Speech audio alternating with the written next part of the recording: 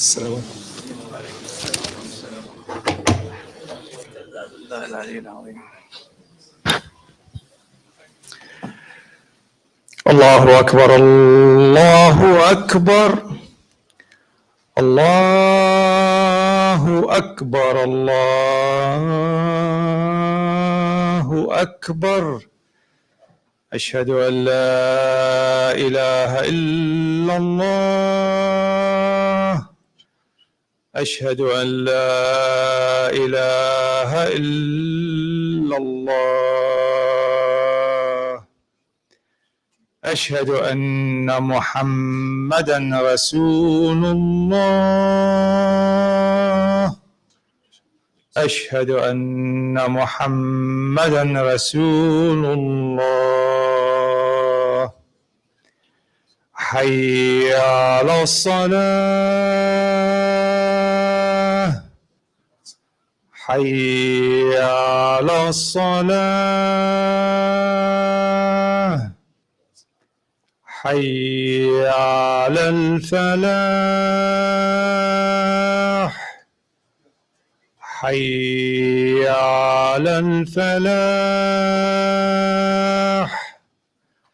الله أكبر الله أكبر لا إله إلا الله.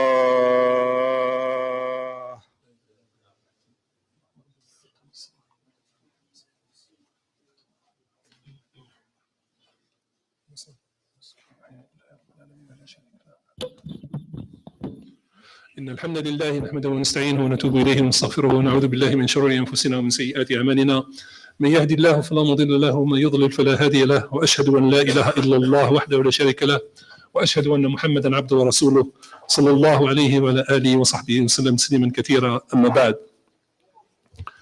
I thought inshallah ta'ala, this being the very last Friday of this year, that I would take the liberty of putting together what might be a collage of the most important things that happened this year, and inshallah ta'ala use them as a collective memory to reflect in some introspection on where we came from, where we are at the end of this particular year, and hopefully look forward to what Allah subhanahu wa ta'ala might bless us with as a prosperous, a healthy, and a peaceful new year. I thought that perhaps one of the ways in which we can put a little bit structure around presenting a topic like this is to state the obvious. I think it will be an unbelievable understatement to say that the year did not conclude in a manner that is highly traumatic and difficult to manage in the process.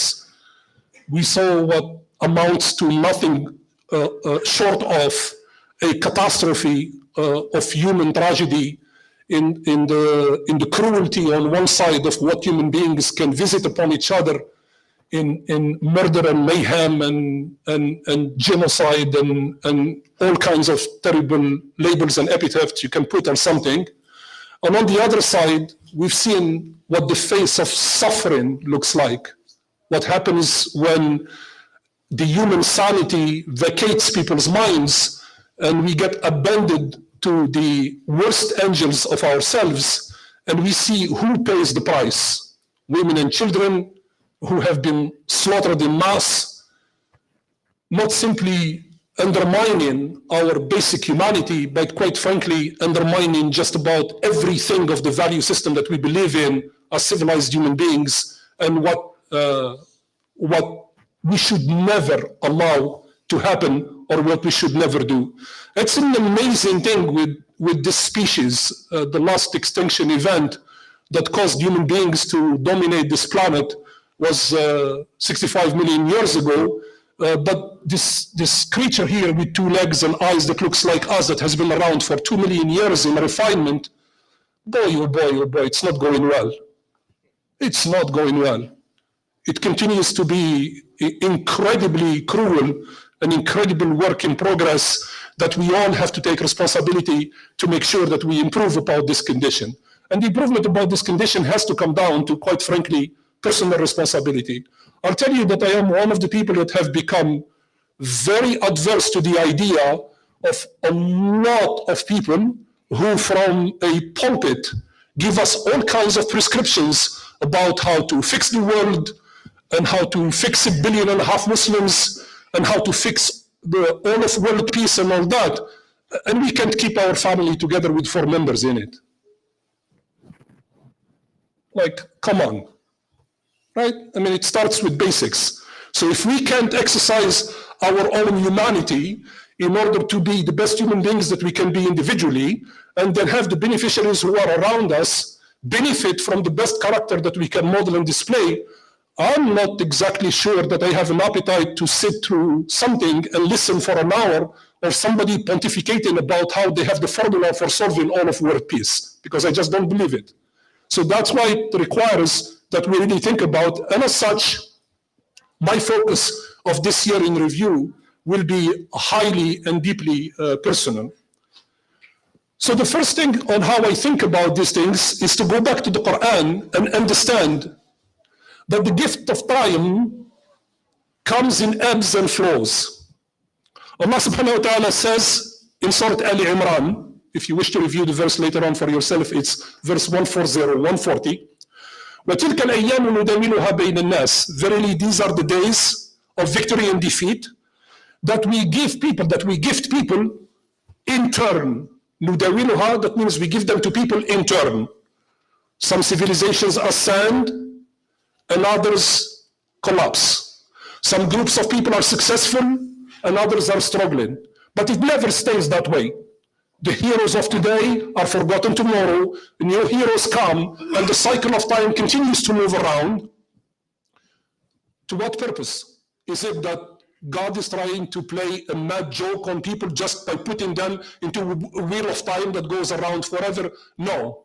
Hasha, Allah subhanahu wa ta'ala is infinitely more wise than that. So he says in the same verse, وَلِيَعْلَمَ اللَّهُ الَّذِينَ آمَنُوا. We do so we know which of you are true in faith. وَيَتَّخِذَ مِنْكُمْ شُهَدَاءَ. So from you will be ones that Allah will choose to become witnesses to this drama and condition of humanity. And know that Allah has an opinion on this drama. وَاللَّهُ لَا يُحِبُّ الظَّالِمِينَ. In that cycle of time, whoever abuses their privilege and their power, Allah subhanahu wa ta'ala doesn't like oppressors and transgressors. And I love the comment of what Ibn Khaldun said about this particular verse when he says, civilizations like individuals, and I love the profound statements. I mean, we're talking about the person who invented sociology, so that's his word. Civilization like individuals are mortal. They are organisms that die, are mortal. That's sunnatullah. This is the sunnah of Allah in creation. They rise, they flourish, and then they decline. This is due to a number of factors, including, and these are his own assessments of the metrics, internal corruption, external threats, loss of faith, and there are many others. And obviously, this is a very rich and controversial topic. My purpose today is not to unpack this because it's beyond the scope of what we need to talk about. And I have 5 points, and this is one of the 5. The second one, from reflecting on where this year went and what needs to improve, is what I call the need to pick up our game for the empathy towards human condition. I love the fact that most of our scholars say that if you wish to define Islam as being an engine that runs on 2 things, it runs on these 2 elements. Innate things that we have to take care of. They include emotions, intellect, spirit, and the passion to be human. These are gifts that Allah subhanahu wa ta'ala gives each and every one of us to an unbelievable varying capacity, but we all have them. We all have them. People have a zest for life. People have a passion for living and for being successful. People look for things that they want to do in their life that have meaning. People exercise their intellect in order to try to make that reason do something that is meaningful. And above all, people have this thing that we keep neglecting that comes back along the way each and every time to trip people over and over again, and that is those emotions. And quite frankly, our emotional intelligence quotient is extremely low. We still are very, very confused about who we are emotionally as human beings. And that's clearly room for improvement there. But there are other elements that are constituents that are very, very important. These are not innate. These are things where we as human beings choose to subscribe to them. Family, community, the ummah, and all of humanity. All of which are our responsibilities. And yes, they come in the order I stated them. It begins with the family, then it goes to the community, then it goes into the ummah, then it goes into all of humanity to be a caretaker of all of these things. Because for people who are jumping up and down all over the place about something that happens somewhere else in the world, and their neighbor cannot pay rent tonight, something is not right. Something is not right. So the priorities need to be recalibrated in ways where we understand our responsibilities in the way that Allah and His Prophet ﷺ both intended them for us. So Allah subhanahu wa ta'ala appropriates to himself the source of our relationship to one another. It's not nurture. It's not constructed. It's endowed to each and every one of us, the source of which is none other than our Creator. And that comes to us in Surah Rum, verse 21, for those of you who wish to review it later, in which Allah subhanahu wa ta'ala says, وَمِنْ آيَاتِهِ, and from his signs, from the divine signs, other than the revelation segments, he says, أَنْ خَلَقَ لَكُم مِّنْ أَنفُسِكُمْ أَزْوَاجًا, that he has made from you, each and every one of you, pairs لِتَسْكُنُوا إِلَيْهَا, so you can find refuge in them. And this is the important point of the verse. وَجَعَلَ بَيْنَكُمْ مَوَدَّةً وَرَحْمَةً. It is he who has endowed you with the capacity to love and be compassionate. So Allah subhanahu wa ta'ala, as you know, in Islamic theology, there is a very strong deterrent about not talking about his essence. So that will stay out of scope for today's discussion. But one of the things that we are encouraged to do as Muslims is to talk about his attributes, because there is a utilitarian purpose to his attributes. And the idea about talking to his attributes is what? Is to model them. So Allah subhanahu wa ta'ala is Rahim. Once you internalize that meaning to know that Allah is merciful, what do you do with that? It's a very simple answer. You model the Rahmah. When Allah subhanahu wa ta'ala says He's Wadud, He's compassionate, and you internalize that meaning and understand it, question, what do you do with that? And the answer is exactly like the first one. You model compassion. And on Allah is generous, you model generosity. Allah is peaceful, you model peace. That's the whole idea about how those attributes become manifest through a self-disclosure, where the human being becomes a link in the chain of what does good and not a detractor to bring about the mayhem and the catastrophes that we experience in the world today. I'll tell you, I'm prepared to bet my life on this. If we only did a fraction of 1% of what I said now, which is to model these two attributes only in these ones that were described in the Surah Rum, just these two, Rahman and Mawadda, I can guarantee you that over 90% of the world's problems will go away, because we will learn something extremely important, the skill of never to dehumanize another human being. So that was my point number 2 of the learning from this year. The point number 3 comes back to a great love and passion that I have, which is a love of passion that I have for the United States of America as a people. This is an extraordinary experiment in the history of mankind. Human beings that came from all over the place, who went through extraordinary tribulations, and who, against the most unbelievable odds, have created something and have left the door open for others to come and write a chapter in it. I tell you, for a lot of people who denounce the wrong, and wrong there is, and denouncing there must be, there is an element of the humanity of these people that we have to be very, very careful and very grateful for. Because go and listen to some interviews from heads of state in places like Poland or places like Hungary today, not in 100 years ago, not in 500 years ago, today. Their public statements are available. And they will talk to you about the pride that they have in them for denying access to every Muslim to cross their borders, because they don't want the poison in their backyard. And so to this experiment, each and every one of you needs to believe that it is your own. And you have a pen, and you have a page, and you have an obligation to write that chapter. Don't you ever let the hate mongers on one side or the other of the fence who are giving you this thing. If you don't like it here, go back to where you came from. Back to Michigan,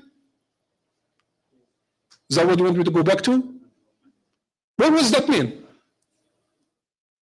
And the first step to surrender is to accept to be framed. And we can do that. We came way too far. This is a shared human experiment. This is a human experiment that we value, and it's a human experiment that I have become extremely concerned about. I'll give you a few examples. The toxic culture wars have polarized our society. They have reduced social cohesion. They have given us total ineffective governance. They have completely suppressed the space for divergent opinions in ways that are civil, and they are totally killing our respect in civil discourse. And that is a problem. And the bigger problem of all of this is that it impaired as an entire society in this country our ability to make sense of the world. It's the most nonsense that gets the most airtime. That is insane. I always have a little pun that I always put with things when I talk about around it. It's like a number of people escaped the asylum, they left the meds behind, they left the straitjackets behind, they are with no supervision, and they have one of these that they can speak their opinion on it for everything around this world. And we gotta do something about this in terms of bringing the sense of the voices of reason and the voices of compassion, because we owe it to ourselves, we owe it to our history, we owe it to our future, and we owe it to our children. So I'll leave you with a little Arab proverb on this third point, that when history calls you, you can't check out. You gotta show up. You gotta show up. So I'll give it to you in the language of the Arabs in their proverb. They say, في الشدة يقاس الصبر. In hardship, it is patience that gets tested. وفي النقاش يقاس العقل. In conversation, it's intelligence that gets checked. وفي المواقف يقاس البشر. But taking a stand is what tests our humanity. And I think that sums up the third point quite well. In conclusion, before I move from it, remember that you have a gift as a Muslim community that has bestowed to you by your Holy Prophet ﷺ. And I find it always amazing on how the Prophet ﷺ said this, because it's one of the most incredibly profound principles of the Muslim Ummah, in which he said, لا تجتمع أمتي على ضلالة رواه ابن ماجه والطبراني وغيرهما. This is like an unbelievable disclosure. The Prophet ﷺ says that my nation cannot unite behind falsehood. It's like the body of the Muslim Ummah is self-inoculated. It has an immune system that protects it against nonsense and falsehood. Because the moment it goes sideways, a lot of people will put their hand up and say, whoa, let's look at this again. That is amazing. It's a safeguard that the Prophet ﷺ has entrusted to us. Our ummah is our ummah. It's our large community that we have to take care of, and our time is now. My fourth point, and this is the one before the last, it's what I call the golden rule. I've learned this year that when the fog of war falls onto a community, the first casualty is truth. That's a very well-known maxim. The second casualty is the golden rule. People immediately forget that for about 7,000 years since we have been recording history, in things that we can decipher and read, we have always maintained something. It doesn't matter whether it was people crossing some frozen sea from Siberia, or people living in Africa in the steppes, or people who were well developed technically and those who were not, and people who were at riverbanks and those who were in desert dwellers. all of them seem to have come to a common thing. You do unto others what you like them to do unto you. I find today, ironically, that the best ambassadors for this rule and the best custodians are the Muslims. Keep it, celebrate it, work with it, and never ever give up on this. It will pay dividends beyond your wildest imagination if you stay faithful to this principle. Subhanallah al-Adim, I remember somebody, I can't remember the author, but I remember somebody who once parsed through the work of the Prophet ﷺ when he arrived to Medina. And so the first step of his building when he arrived to Medina was to build a mosque. So he needed the brick and mortar, because without it, then obviously you cannot designate a location on the map that people can reference as being their orientation. The Qibla was given to him by Allah.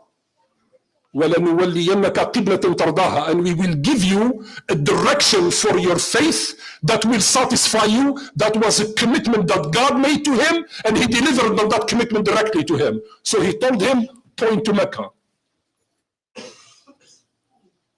But the Prophet ﷺ didn't bring his nation to Mecca. He chose Medina as his home. So he needed a spiritual home.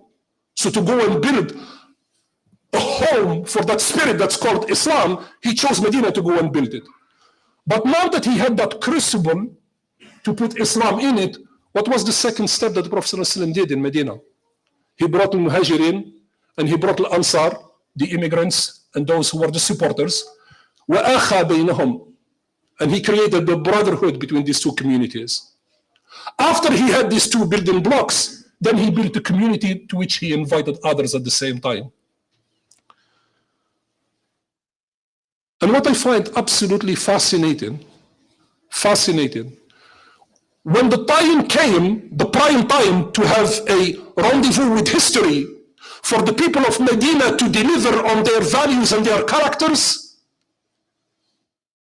they recalled a prophet of all times, Yusuf alayhi salam, when he said, "La tathriba alaykum al-yawm."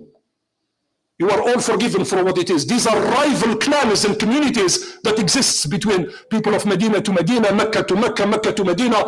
It was a mess with all of these people. And the first thing that in technical language of today's parlance, the first thing that the Medinians did is what is called radical forgiveness.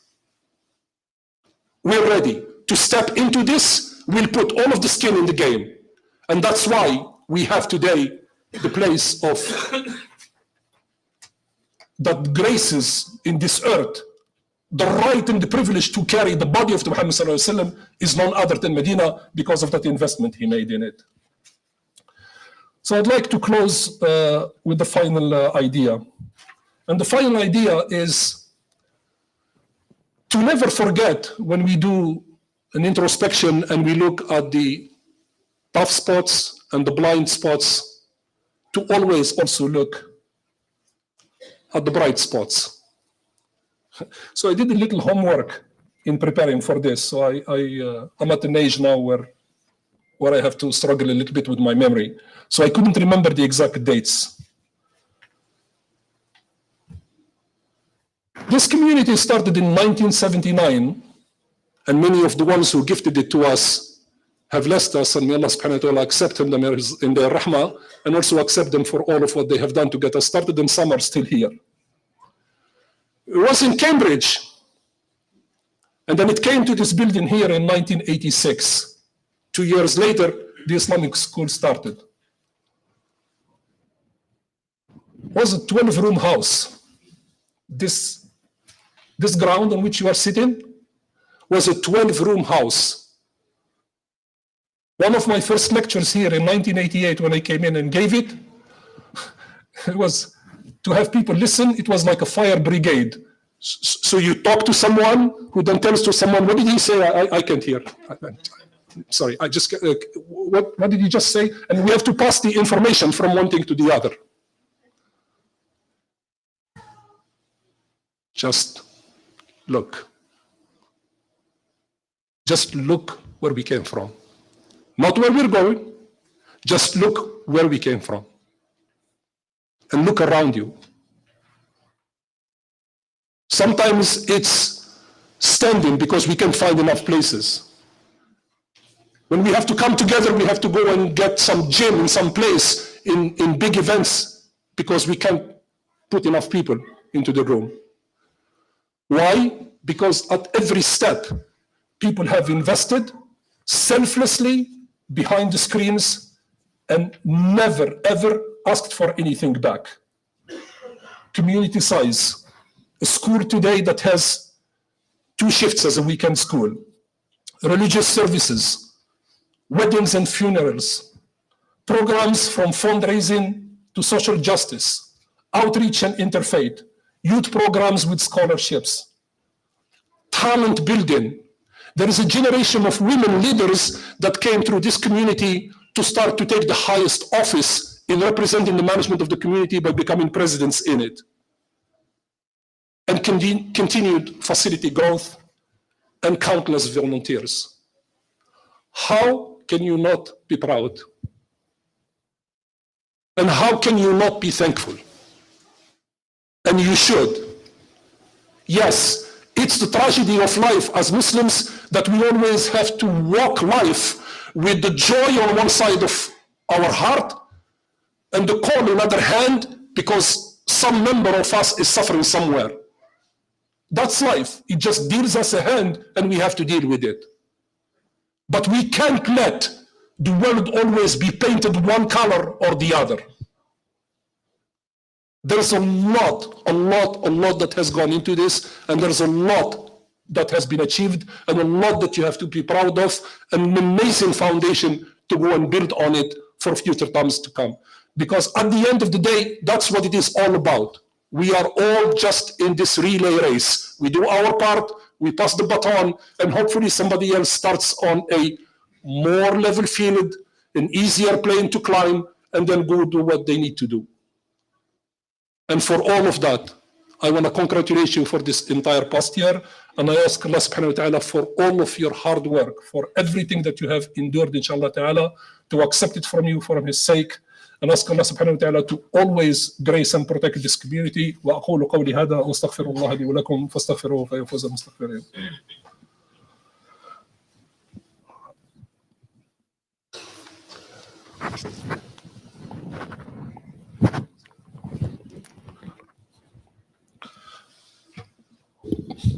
الحمد لله ثم الحمد لله واشهد ان لا اله الا الله وحده لا شريك له واشهد ان محمدا عبده ورسوله صلى الله عليه وعلى اله وصحبه وسلم تسليما كثيرا. ربنا اتنا في الدنيا حسنه وفي الاخره حسنه وقنا عذاب النار. اللهم لا تدع لنا ذنبا الا غفرته ولا هما الا فرجته ولا دينا الا قضيته ولا مريضا الا شفيته ولا مبتلا الا عافيته ولا ضالا الا هديته ولا غائبا الا رددته ولا مظلوما الا نصرته ولا اسيرا الا فككته ولا ميتا الا رحمته. عباد الله أوصيكم ونفسي بتقوى الله وأقم الصلاة تنهى عن الفحشاء والمنكر. Can you do me a favor, please? Just sit for 2 seconds. For 2 seconds only. We have an event immediately after I finish the prayers where one of the new members of our community is going to take Shahada, inshallah. I know that the time is very tight between the Sunnah and the Asr and its heels and whatnot, so we are all pressed for time. So here is usually my advice. If you absolutely must leave, please feel free to do so. If you can join us for the event of the Shahada, please grace us with your presence and stay amongst us. And inshallah, everything else that we need to do, we will do it after the Shahada, inshallah. الله أكبر الله أكبر أشهد أن لا إله إلا الله أشهد أن محمد رسول الله حي على الصلاة حي على الفلاح قد قامت الصلاة وقد قامت الصلاة الله أكبر لا إله إلا الله.